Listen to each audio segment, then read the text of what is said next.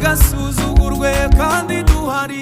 Yesu nagasuzugurwe kandi duhari. Yesu nakabura ijambo mu ruhame rw'abagabo.